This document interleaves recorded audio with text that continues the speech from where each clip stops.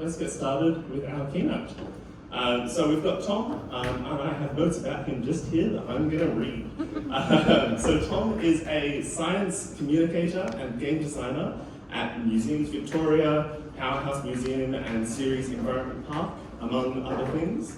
And he has a lot of interesting thoughts on the topic of using games and play to teach. And so once he's got his laptop plugged in, well, what do I need to do? This one.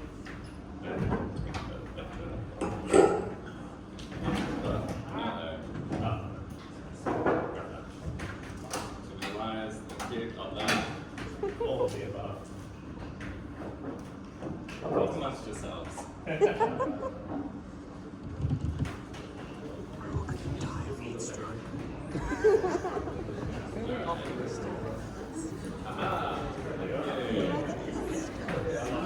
Alright, I think we're all good, so I'll hand it over to Tom. We said talk among yourselves, but please stop talking now. Stop talking. Yeah, have fun. Thank you very much. Thank you, Isaac. Hi.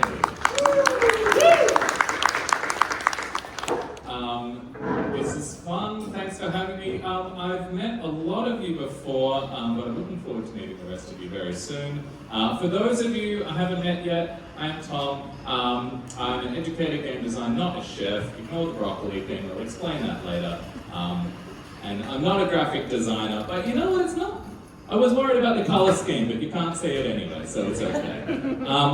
Bit of background about me. So I did grow up playing educational video games in the mid-90s. My mum was a teacher librarian, so we got first pick, and the Kennett government had just put a ton of money into this thing called Australia on CD-ROM.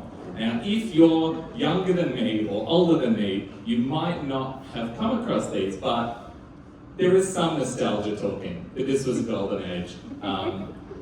The CSIRO put out one about fighting bushfires, building solar cars. NIDA put out one about building theatrical productions.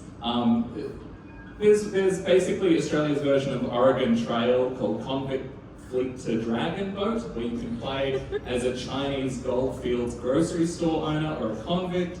Zumbinis, not Australian but incredible, and Tales from the Kangaroo's Crypt over there is about paleontology. They put out like 10 incredible games in like 2 years, and then I guess the government changed and they cut money for it. But that has set my bar for educational video games very, very high. If anyone else wants to get nostalgic about these later, please do. I added this slide just earlier because I was like, no, I've got to take my chance to talk about Ingenious. So, my background, currently I work in museum education. I've done this for a little while. This is mostly live, mostly demonstrating science experiments, talking about climate change, talking about design thinking, road safety, you name it. This is me over here on the right teaching a bunch of, I think year 7s about the enemy design in Deep Rock Galactic. I like to think that they're really taking it in there. I then compared the big bug to the one in Helldivers to talk about enemy design. Anyway, talk to me about Helldivers later. I also design games, tabletop games. These are a couple of the games that I've had published. I'm very proud of these, and you know, a bunch of others that I've helped develop or not get published and things like that. There's no money in this, but it's a bit of fun. And I used to do a bunch of stand-up comedy, which, again, a great time. I don't do this much anymore. Now I'm just funny. Now, every now and then when I'm very lucky, I get to combine some of these things. So I get to make educational games or you know, games that are funny or education that's funny. I'll talk about these in a little more detail. But this was a thing that I did education for a long time and I did games for a long time before I sort of started thinking about how to combine the two. And before I realized the connection between these things, because they seem like fairly different fields, but there is a lot of commonality. They're all about communication, is an obvious one. They're all about being sort of engaging and fun, but I think more than that, they're all about creating sort of like and I'm not an academic, if someone has a better word for this, they're about creating an experience in someone's head, taking people on a little journey, getting them somewhere surprising. A good stand-up comedian, not saying I'm a good stand-up comedian, but a good stand-up comedian will make you see the world a different way. A good video game or a board game will make you think about something or process something that you hadn't thought about before. So yes, I need a better word for this. Now, why are games good at teaching? Just quickly, I don't know the breakdown here. Who here is an academic of some sort? Who here is already all over games? They're like in games in some way. Who is mostly all about teaching? Okay. Who's none of the above? Oh, interesting. How did you get here? Okay, that's alright. So why are games good at teaching? The first most obvious answer is games are fun, right? This is a trap. I want you to forget about fun. Fun is not what makes games good at teaching, in my opinion. Okay, it does a bit. Obviously being fun is really good, and you should think about that at some point. But it shouldn't be your main reason to use games. Okay, and this is a classic thing that you see a lot. You see in a lot of educational games, people go, okay, let's get something that's boring but important, like maths. No one likes maths. And then combine it with something fun and cool, like arcade games. And then we'll get something really awesome that will teach, it'll be fun, it'll be Donkey Kong math, which everybody hated. There is a term for this, and thank you, Mark, so much for teaching me this term, which is chocolate-covered broccoli. And I love this term because it's so snarky, and it's so sort of self-explanatory. If you try to trick a child into eating broccoli by covering it in chocolate, what are you doing? They're going to lick off the chocolate, they're going to throw away the broccoli, they're going to develop a weird relationship with broccoli and chocolate, and probably with you. They're not going to trust your cooking anymore. And what this tells everyone is that you don't understand or respect chocolate or broccoli. These are both beautiful things, but you're using them wrong, not you. You guys are great. But the people who do this, and you see this done in, I think, two main ways. It is on a spectrum. Two types of chocolate-covered broccoli. The first is when you have your boring thing like, work HR onboarding, or I don't know, Duolingo, and you go, let's just sprinkle game stuff on it. Let's add a track, let's add points or animations or avatars. All of those fun things that games have. Let's add razzle-dazzle to our boring thing. Look, I understand the sort of, this is often called gamification. I don't think this is gamification. I think that's a real misnomer. Because these things that you've added aren't actually the fun parts of the game. Like Pac-Man isn't fun because you get points.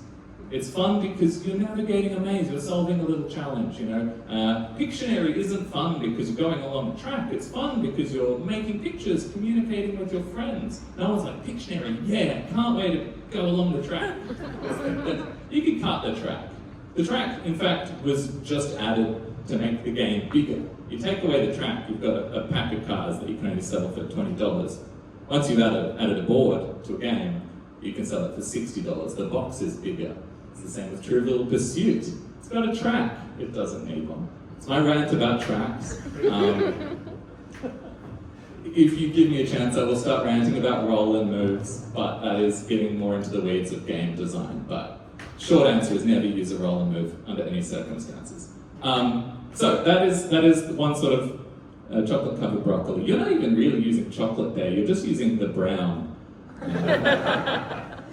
Now, the other sort that you see is when you get a legitimately cool game, and then you kind of try to paste your learning over the top of it without really thinking how they connect. And I found a great example of this the other day that I'd never seen before, which is Nightmare Malaria. Has anyone seen this? This was made by a Malaria Foundation awareness charity thing, voiced by Susan Sarandon. Big budget. Okay, so we want to teach malaria.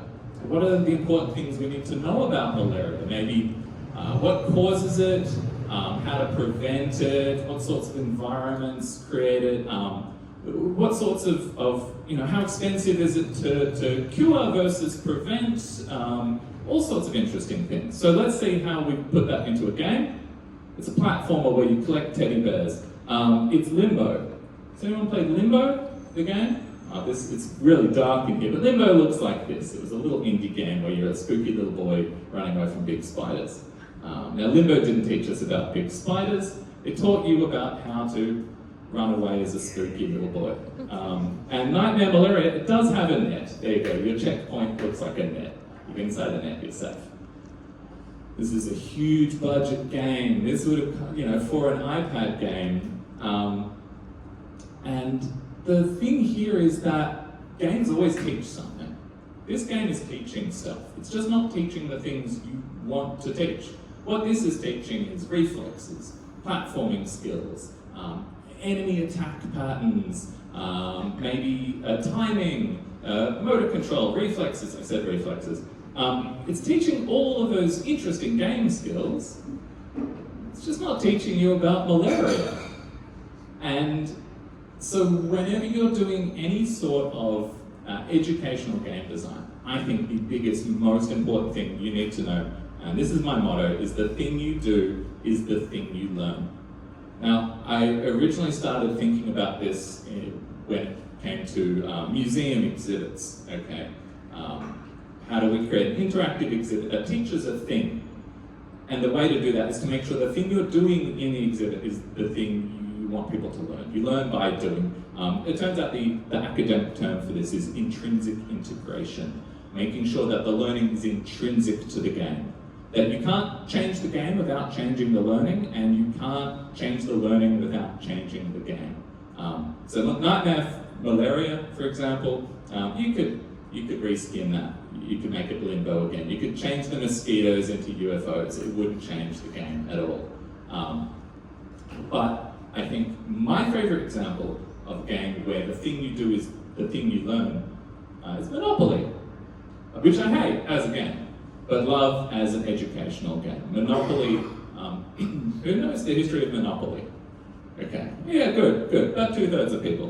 Really quick recap, Monopoly was designed by this woman here, Lizzie Maggie, who was an educator and socialist, who designed Monopoly to show that real estate, free market speculation does not work, and that capitalism is bad, and that we should be socialists. And I think Monopoly nails that, because she was trying to create a sense of unfairness, and understanding that the rich get richer, the poor get poorer. This is unfair, this goes on too long, we all end up hating each other, and really, even though the person who wins was like, yes, I'm very good at Monopoly, let's do this again, everyone else goes, no, you just got lucky in turn one.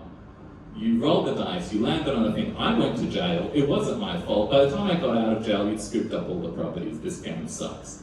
That's the intended learning. Monopoly sucks to play on purpose. And that's intrinsically integrated. You can't change that. Rolling the dice is there because it makes you powerless. It makes things random. The rent and purchase mechanic is there to make the rich get richer. If you reskin Monopoly as, just as a wild example, Australia Post or Harry Potter, it still teaches you that the rich get richer and the poor get poorer, and that life is unfair and that you hate your friends. Because it's intrinsically integrated. And yet I keep seeing people try to use Monopoly to teach, I don't know, renewable energy, that's what I've seen. Bass fishing, you can get Monopoly. Breeds of cat. This makes me very sad. And it does also teach that when you're making an educational game, you do often sometimes games don't speak for themselves. Lizzie Maggie said, let children clearly see the gross injustice of our present land system, and when they grow up, if they're allowed to develop naturally, the evil will soon be remedied.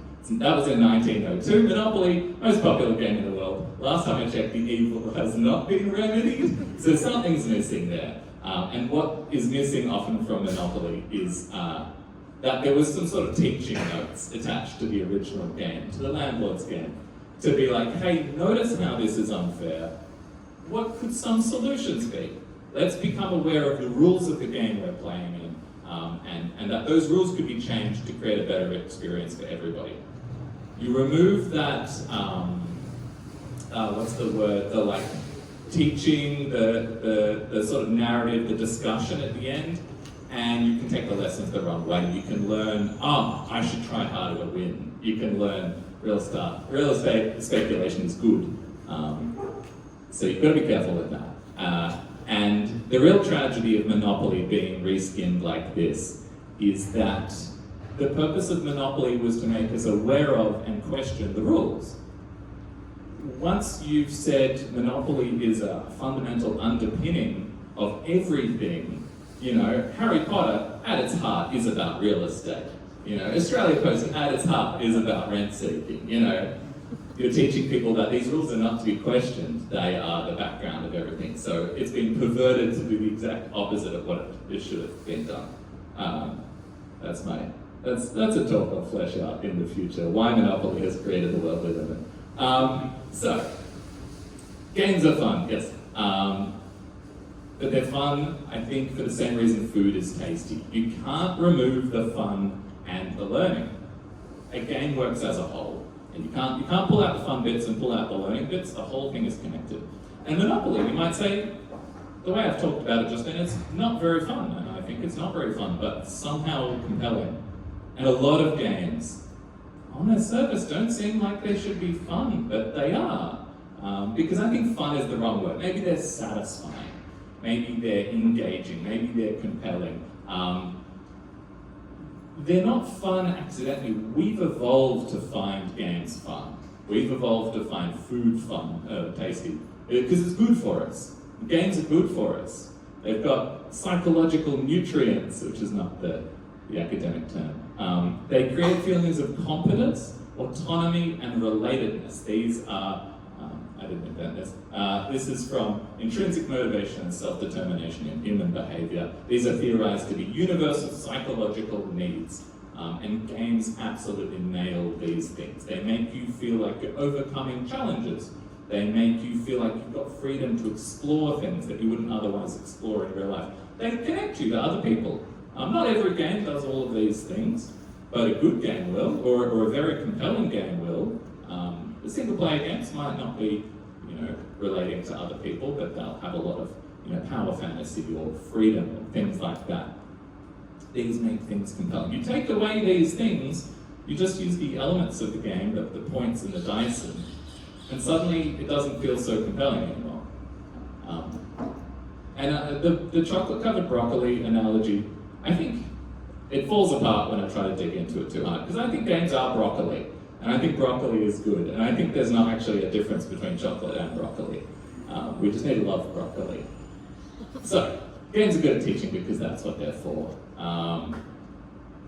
Animals play games, lions, cats, fish, probably, I don't know. We play games because they teach us things. They're role play, they're practice, they're simulations. You look at the games people play, Microsoft Flight Simulator is functionally and looks identical to the sorts of computer programs you use to train pilots. I mean, pilots train themselves on Flight Simulator. If you can find a way to make Flight Simulator more boring and more like real life, someone's already done that, and they're putting it in the next edition, because people love this stuff. This is a game called Shenzhen.io, which is just about building computer chips. It's just building computer chips. And it's a great game if you are up for that level of building computer chips. Is it fun? I don't know what fun is anymore. The game's military strategists use and have used for hundreds and hundreds of years to figure out, okay, if we deploy this force here and they've got a force here, how many men will we lose in horrible battle, are functionally identical to what these guys are doing here. They might even be the same guys. It's hard to tell. Really, the only difference is here, the guys on the left are being paid right now. And there's theories about the difference between a game and a job is in a job you get paid. This is satisfying, this is interesting. These guys are developing tactical brains, they're developing spatial skills, they're understanding the emotional weaknesses of their friends and enemies. This is good teaching. So, let me check the time, how am I doing? Good. So, what can we teach with games? Now I've told you why games are good. You're already here, you probably didn't need that much convincing. Games are obviously very good at teaching all that fundamental stuff. I'm not going to go into this in detail. All those primary school skills. Teachers in the audience, what's the word for this? All these fundamental skills. Is that holistic skills? Something like that. All the things you use to play again. Reading, writing, talking to people, following instructions. Every game will teach this if it's a good game. Board games, I especially recommend here. But you don't need a special game to teach basic maths. Put your kids in front of Yahtzee. You know, code names, bananagrams. I cannot write Yahtzee highly enough. Spot It is a really good one. These are just things that will happen while you're playing the game. The reason I recommend board games for teaching skills, if at all possible, is that in a computer game, the computer processes things for you. You can play a computer game and not really understand what's happening. You can put a 6-year-old child in front of civilization and they'll push and turn and they'll move guys around and their civilization will crumble and they won't really understand why. They'll have fun, but they won't maybe internally model the game. They won't understand what's happening. But if you play a board game, at the end of your turn, when you collect some income or something happens on the board, you understand why that's happened. You have to understand in order to do it. You are the computer, you're having to process every part of that game. And by processing it, you're learning it, you're internalizing the model, you're starting to understand it. Now you can't play Microsoft Flight Simulator on a board game, you just can't process that much stuff. So there are trade-offs, there are strengths and weaknesses. More specific high-level skills, machine operation, this is your flight simulator stuff, or Sim Oil Refinery there, which is what Will Wright did after SimCity. He made a game for, I think, Chevron on how to run an oil refinery, but it looks just like SimCity. PC building simulator. The irony there is you've got to build a PC in order to play it. I think that's interesting. Zombinis. Why did I throw Zombinis in here again? I guess it's teaching programming, maths, logic. Zombinis is just a great all-round game. Cannot rate this highly enough. But it's been designed to teach some very specific mathematical skills as well. Games are fantastic at teaching systems. This is when I first fell in love with using games to teach, because systems are hard to teach. When I say systems, I mean you've got a bunch of sort of different agents, different things working together in a fairly complex way to create something that is larger than the parts. These can be surprising, they can be unpredictable, they can be very hard to internalize and to learn from a book. But by playing a game, you can operate that system, you can be part of it. You start to get a feel for the vibes of the system. And again, SimCity, big complicated system. SimFarm, slightly smaller complicated system. The stock market is a big system and really is just a game. And this is a little plug of one I did. This was kids trying to manage heat waves in a local government area and having to work with, and this is with Nellie over here, who might talk about this later as well, trying to understand how the different elements happen, how I can work with the government, how I can work with the university, how I can deal with a bunch of different things, all working together. Some of these systems get quite complicated. This is, what's this called? It's got a ridiculous name, High Frontier. I should have put labels. This is about rocketry, rocket asteroid mining, orbital physics, things like that. Very complicated systems. At this point, maybe get a computer. But the best kind of things to model is anything with humans, because a game can model things mechanically, but the most complicated thing out there is a human, and maybe an oil refinery. But you don't have to model a human. The humans plug onto the side of the game. And so a game like diplomacy, which is extremely simple, is also extremely complex, because all of the interesting stuff is happening between you and another human. And the beauty of this is that you can backstab your friends, but you don't have to, lose millions in World War I to do so. Over here, this is a game I put together to explore the concept of ecosystem collapse. Yes, it's Jenga, but it's Jenga as an analogy for a complex interdependent system. You don't have to have a complex game, but you've got to choose a model that works for you. I chose this model because as Jenga goes on, you start to get some very interesting things happen. You start to get large parts of your system relying on a single thing. In this case, it could be a water source, an insect. You start to find that, and the way this worked was there was a few different kinds of blocks, and this is exploring the impacts large human industries have on the ecosystem. If we started to lose too much water, the sources of water we had left became very, very precarious. And if you drew another water card, you might have to remove something you didn't want to have to remove. You found that the kids earlier in the game, they could cut down any old forest they wanted pretty willy-nilly, there were plenty. Later in the game, there's a lot fewer. Suddenly you've got to be very, very careful to do something that, a few turns ago was very easy. And if you choose a system to model, you can sometimes find that your model works if the model creates something you hadn't expected that still fits in this. And what I found with the ecosystem Jenga game is in that in every class of grade 5s, you will have a little loose cannon. And as the game gets around and you've got that one insect holding up half of the ecosystem, that kid's like, I reckon I can remove that safely. And everyone's like, no, you can't, that's a terrible idea. They go, yeah, I can. And you can pause the game there and say, okay, do we all think this is a good idea as world environmental body? Is there better alternatives? Should they do something else? But in the game, we've given this kid a little too much power. We're going to let them try that. They try it, the whole thing collapses. This is why we've done it in a game and hopefully not in real life.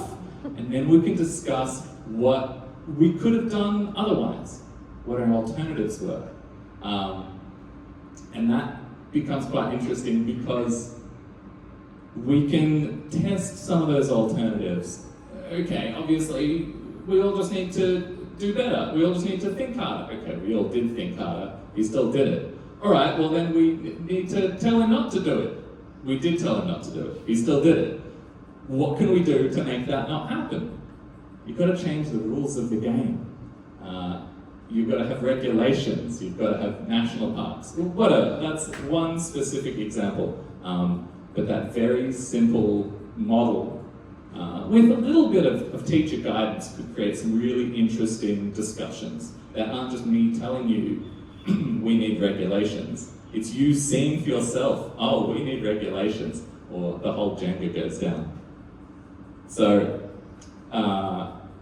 ACE, and the other thing games are very good at, which is an extension of that, is anything that's like specifically about the human experience. We can role play things very well in games. There's a group that's put out a bunch of games about very specific moments in history, designed for high school groups, called Reacting to the Past. Where you go, okay, you are all agents in a specific Indian election, playing different roles, go off, do some research, make some talks, plead your case. You're all members of the French Revolution. Even Monopoly.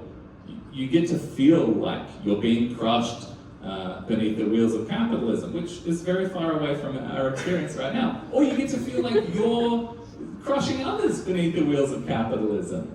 They've used Monopoly in psychological experiments to create a sense of power and the opposite of empathy, to go, I run everything, and then they can see what's happening inside their brain.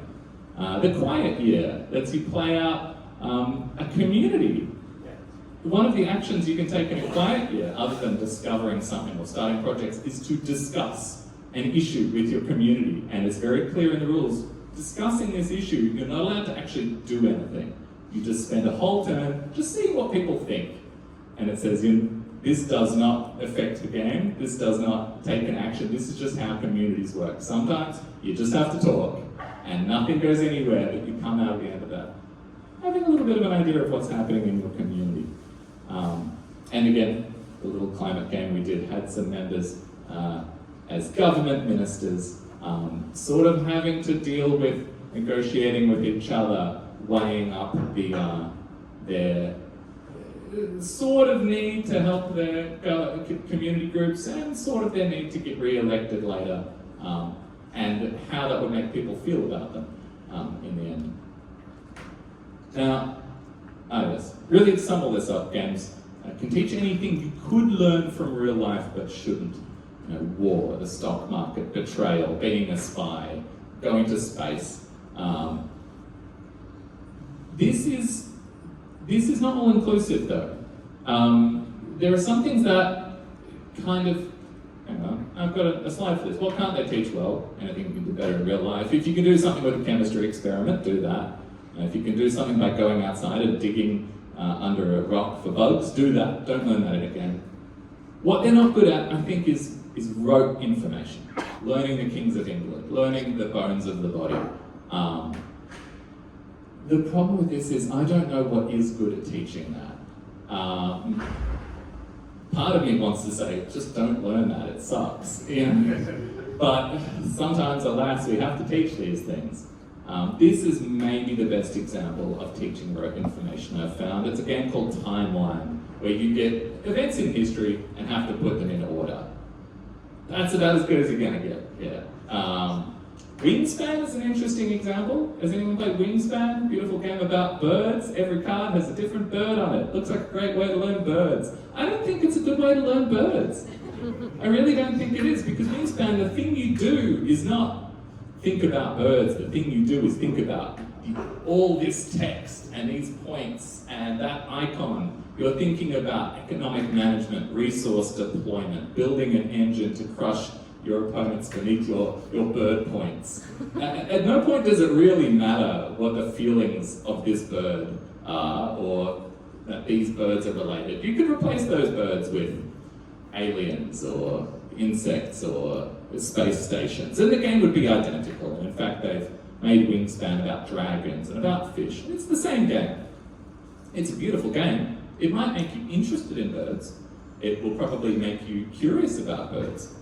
I don't think it will teach you about birds as much as it teaches you how to play the economic game of Wingspan.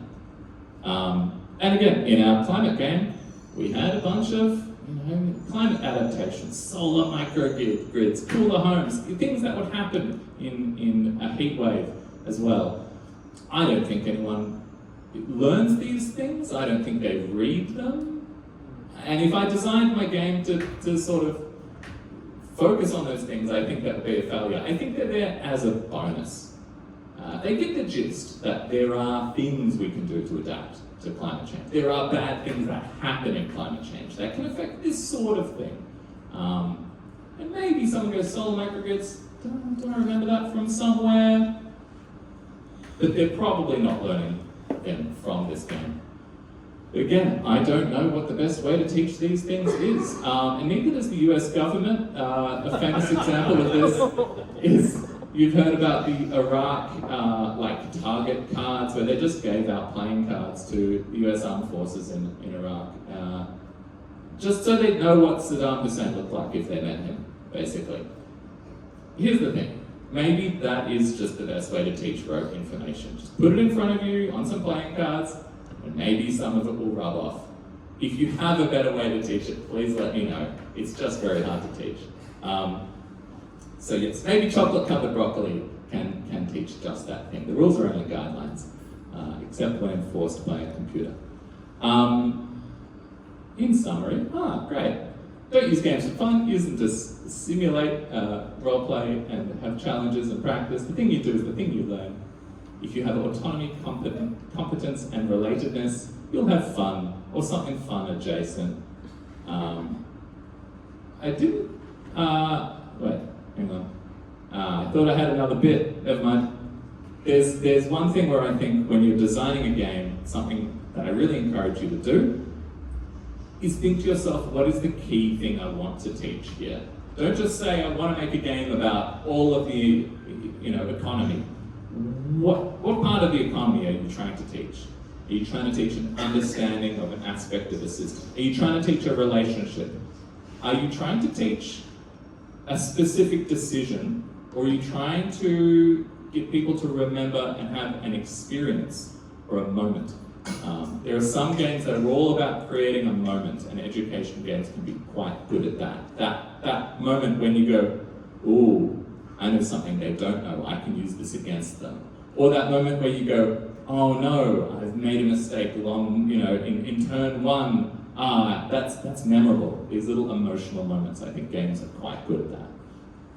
So, thank you. I think I've probably talked for a while. Yeah. Who has questions about anything I've just talked about? That was a big, broad overview. I hope it was helpful.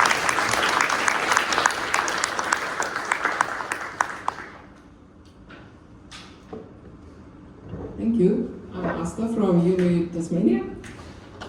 Great talk, thanks. So I agree with the thing that the thing you do is the thing you learn. Right? But then you show this ecosystem Jenga game. Mm-hmm. Do you think people learn anything about the forest, or just Very, how pulling sticks works? Very good point. I put that in there to test you. Yes, you're absolutely right. Ecosystem Jenga, the key skill of Jenga is carefully pulling out blocks. Yeah. Which is why I think that's a game which is working as a metaphor, and you do have to have a teacher there to be like, yes, it's about pulling out blocks. But there are also elements of Jenga which can be connected to the thing you're trying to teach, which is the metaphor of physical stability to ecosystem stability. It is a connection that you have to draw as a teacher. And with games, there's always an element of abstraction, and so you do sometimes have to draw that. But you're absolutely right. A lot of kids probably go away, maybe going and had a good time playing Jenga. But if you can draw that connection and also pause the game and have those little, this kid wants to do a thing that's going to destroy this thing. Can we convince them not to? Can we change the rules of the game so that they don't? These are things that we're still doing. But yes, very good point, thank you very much. There is an element of being good at pulling out wooden blocks there, which is sadly, I could not remove. Good question, thank you.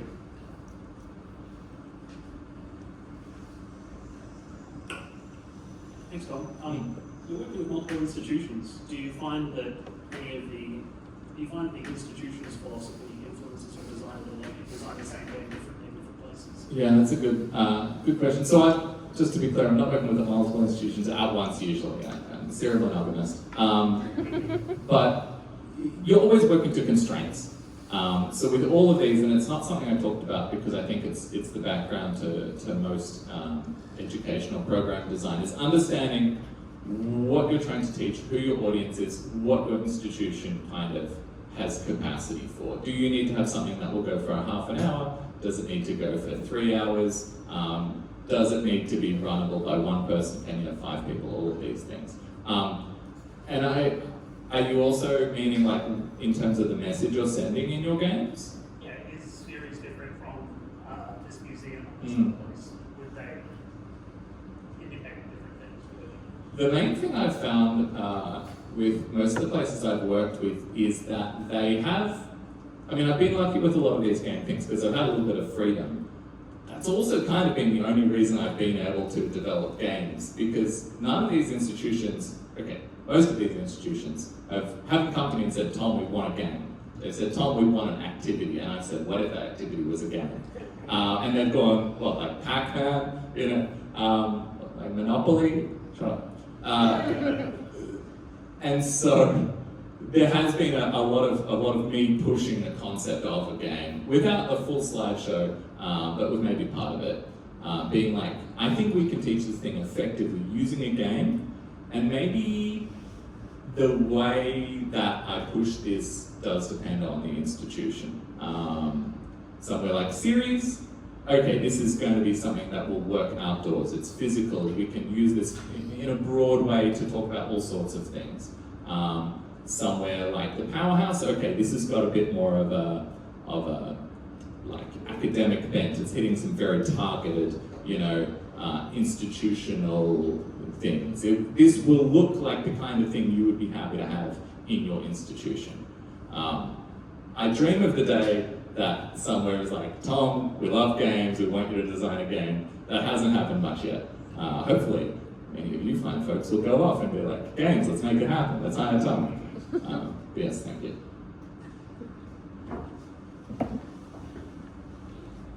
Thanks, Tom, and I'm really sorry, this is more of a comment. That's But I want to volunteer that a really good way of learning and teaching rote knowledge is through song. And I don't know if anyone a similar age to me was a horrible histories teen, but I used to be able to recite all the English kings and queens in order. That is an incredible point. And the ABCs. Yeah, It's why we know alphabetical order is through song. I'm not a song person, so it totally slipped my mind. But not yet, maybe. Maybe a song-based game. You don't want that.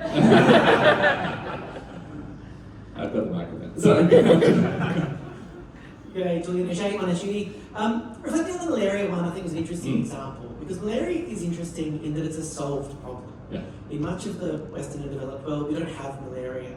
So in one sense, the goal isn't necessarily education, because whether I am more educated about it doesn't change the world. That's clearly not a game aimed at sub-Saharan Africa. Or Exactly. The target audience is on iPads in Melbourne. So in that case, is the goal not more about awareness, having people kind of engaging with malaria on the regular? So it doesn't need to be an educational game as much as an awareness I absolutely marketing agree. activity? I would still say that maybe the malaria game doesn't create awareness that well. Awareness games are a little bit tricky, and the same with behavior change games. Those are, if you're trying to do a game that is creating an awareness rather than an understanding, that's when you want to have those moments. You're going, what is the moment? What is the experience, the understanding, the empathy I'm trying to create in this game?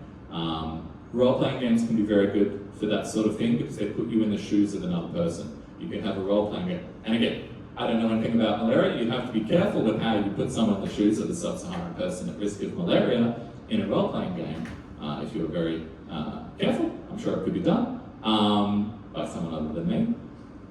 I'm not sure that the malaria game does that as well as it could be done, because it's making you go, okay, mosquitoes chasing you, I've got to jump up here to get the teddy bear and then hide in the net.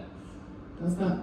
I would hate to feel like that's the best way to teach malaria awareness. If it's a game that has just been reskinned to be like, look, malaria. But it's a good point. Teaching awareness is a little different from teaching knowledge. So yeah, activity for the group, come up with a great game to teach malaria awareness. Thank you for the presentation, Tom. I just wanted to ask, so when you presented all of the 90s Australian learning games, it made me just think of it as a bizarro version of all the learning companies games from the States. Yeah. The one that I think about rote knowledge, though, where it's your success in the game is dependent upon you assimilating information, like where in the world is Carmen Sandiego. Yeah, That pops to mind. It's like, that's how I knew geography. Carmen Sandiego is a really interesting example. Yeah. Because, sorry. Oh, I guess the question is going to be, what other examples do you think fall within that milieu? Of the games that effectively teach rote knowledge? Yes. Because I would say geography, and that was an example I thought of. Geography is a good example of rote knowledge, and Carmen Sandiego does that well. Like timelines, I think.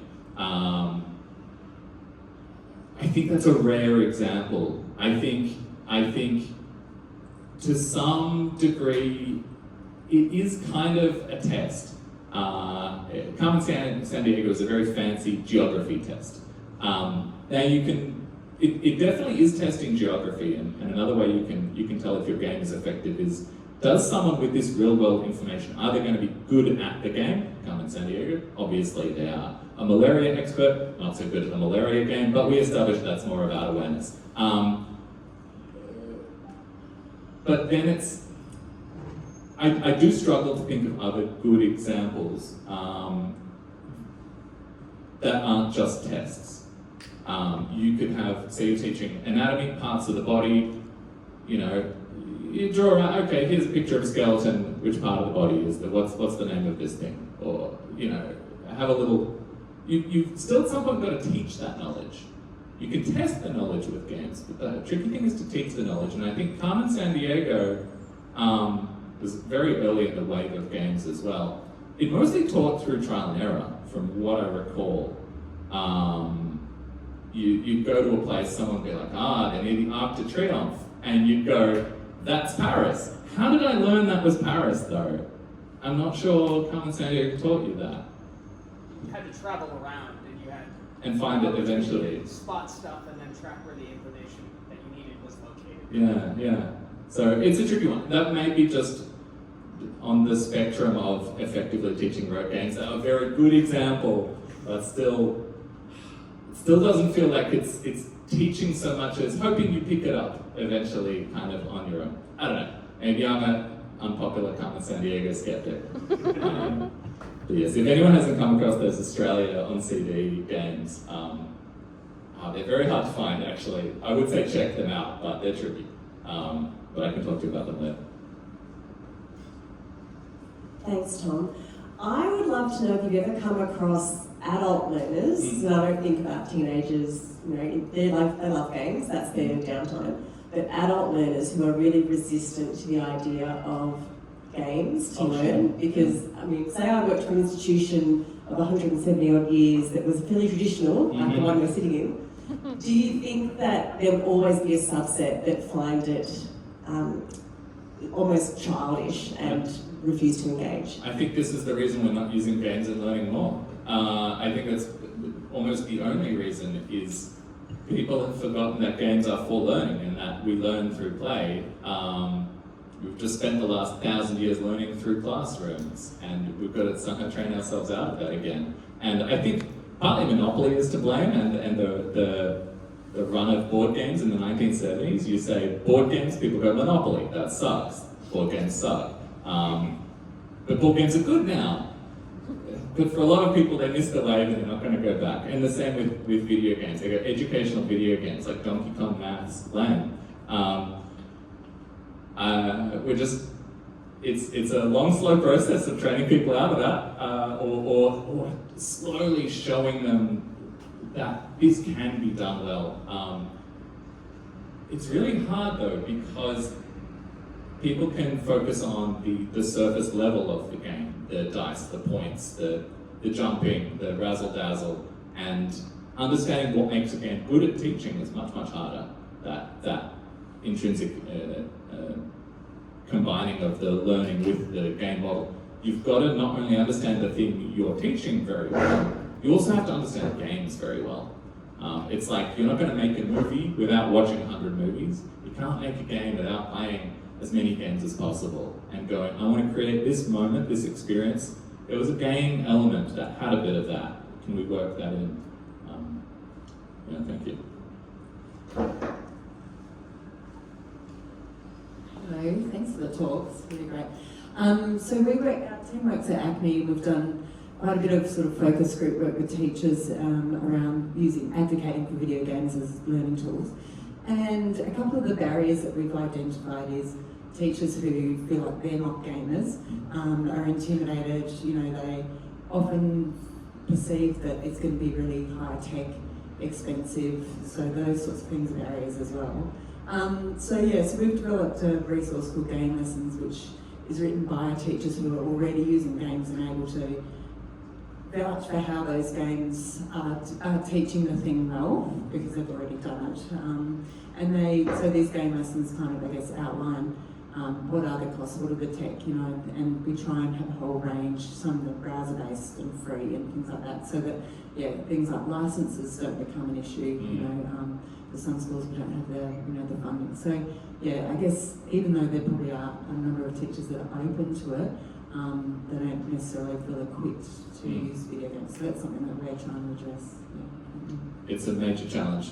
Video games, I almost feel like it's gotten harder to run digital activities in schools because everything's on the cloud, everything's browser-based, and in 5 years that website will be down. That thing, I grew up in the age of Adobe Flash, and that's all dinosaurs now. you can't play Minecraft Edu without having a Microsoft 365 education subscription on the cloud with every computer. It's a nightmare. And then board games, of course, are expensive. You've got to have an individual box for every classroom or every table. It is tricky. It is tricky. There's a lot of games that don't require, I mean, okay, depending on what you're teaching, some games can be more physical. They can be printed out, they can be done in the game of the mind kind of thing. But again, you can't do everything like that. It is just a matter of starting to create those resources and starting to spread them out. It's very much the same question. How do we get these resources out there to teachers and schools who every year they're told, get 3D printers, this will help you teach. Get this new thing, this will help you teach. How do we give them another new thing that will help them teach? It's hard. Thank you, Tom, and thanks for the playfulness that you've been doing. We touched on individual games, I think in the example that you've given, and competitive games. I'm curious about any collaborative games that you've been asked to design. Yeah, so actually, almost all the games I've designed have been collaborative, come to think of it, because they've mostly been about, I'm not going to go back to, oh, you know what, hang on, I can go forward. They're all about working together to solve a problem. And in this game specifically, again, the climate game, this was an interesting one, fairly complicated, where the students were in a couple of smaller sort of teams, effectively playing different games. We had the government team, we had the research sort of university team, and we had the local council team. All on the same side, playing different games that sort of connected to each other. So these guys needed money from the government. The researchers needed to sell the technologies to these guys. They had to communicate, they had to collaborate, but they had slightly different information, slightly different priorities. I think a collaborative game is, I mean, it's often the way you want to go in a classroom, probably, because if you're trying to teach the sorts of interpersonal working together, resolving conflict, these are skills which are very much prevalent in collaborative games. The competitive games, incredibly fun, but crushing your enemies before you is not necessarily part of the curriculum. But both definitely have challenges, different challenges. Yeah. Thank you. I think we've got time for just one or two more questions if you have any. And the Jenga game actually was collaborative too. It's sort of, you're all involved with the thing and you're seeing what happens.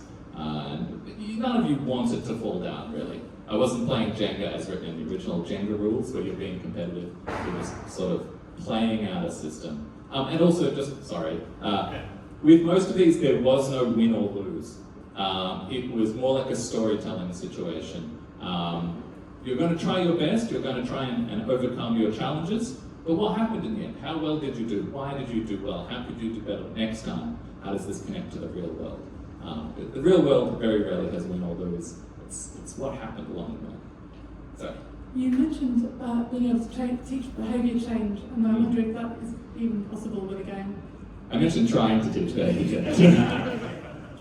Is that the question? Yeah, I don't know, it's hard. How do you teach behaviour change?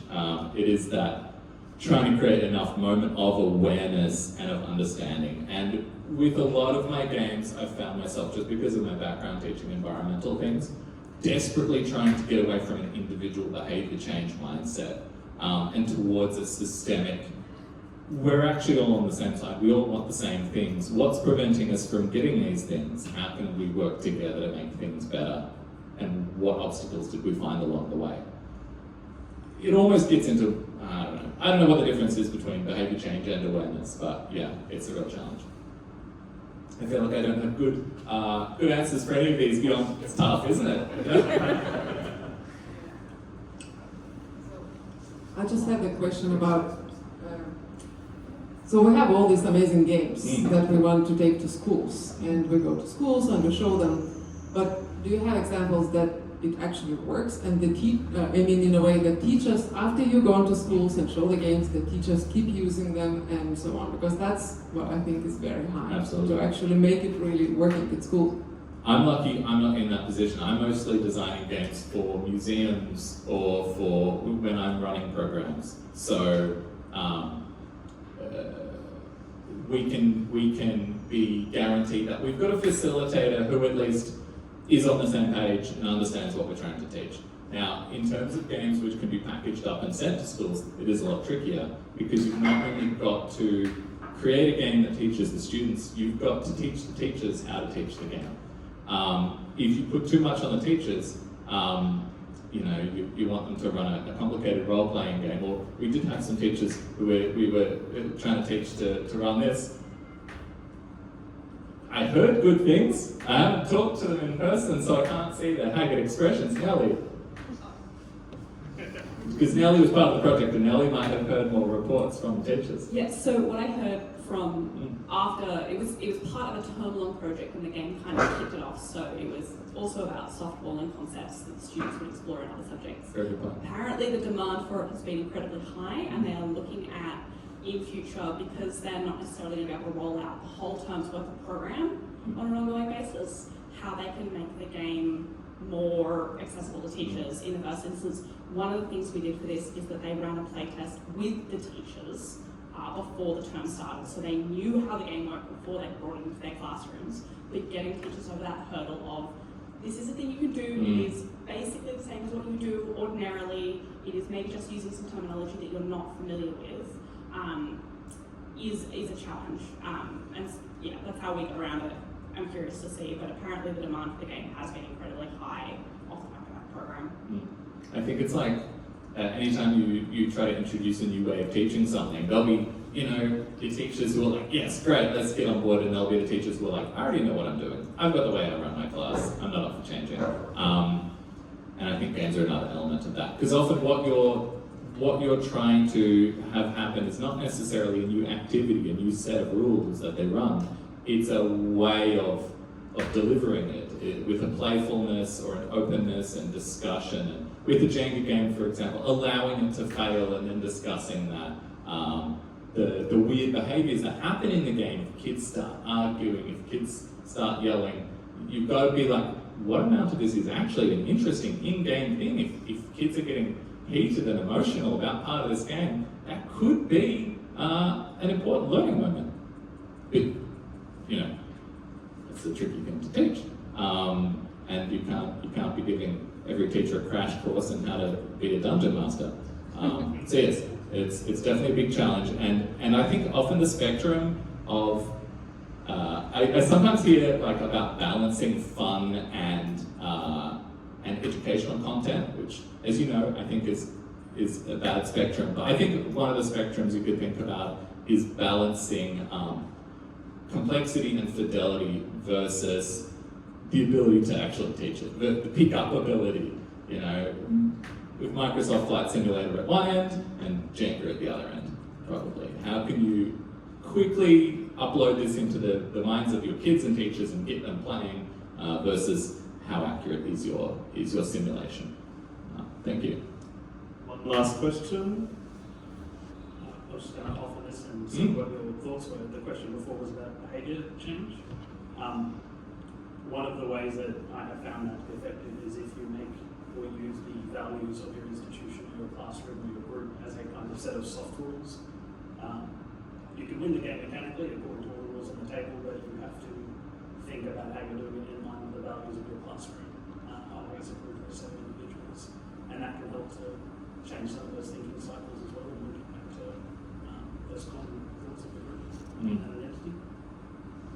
Yeah, definitely. And if you're trying to encourage certain values and behaviors, you can the actions that you allow people to take within the game can be sort of targeted to that. And the outcomes of those actions are moments you can learn from. I took an aggressive, prisoner's dilemma. I took an aggressive action, it went bad. Yeah, I took a cooperative action, it went well. Is there a moment of learning? And is that learning transferable to an outside concept? Big, tricky questions. Now, my background is not especially in role-playing games also. There are a few other people that go, who have more of a background in that role-playing kind of aspect. So, thank you.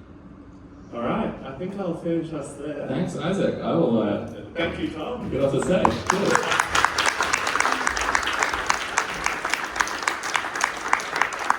So, I'll put up the slides in a bit, but right now we've got a short coffee break. If you would like to go buy coffee, this building right there on the opposite diagonal corner is a coffee shop, and I think that's probably the closest. But there's also various kind of food options and bubble tea, in fact, gotcha, around there as well. So you've got options. How long? Aim to be back approximately 11:15. I say approximately because after this we'll have our exhibition hour. And so various people have offered to set up their game on the tables, and you can come back and talk to them about what they've made. They can run you through it and show you, and also take the time to mingle with people and chat.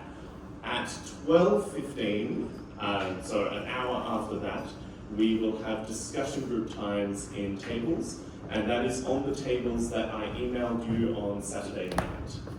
And so you've been assigned to tables for that and for the workshop at the end of the day. Yeah, any questions beyond that? Yep. If you're exhibiting, come up and talk to me. I do also have like 2 spare tables, so if anyone else wants to exhibit, then they can come up and say hello. Yeah, great. Any other questions? Going once, going twice? All right, we'll see you at approximately 11:15.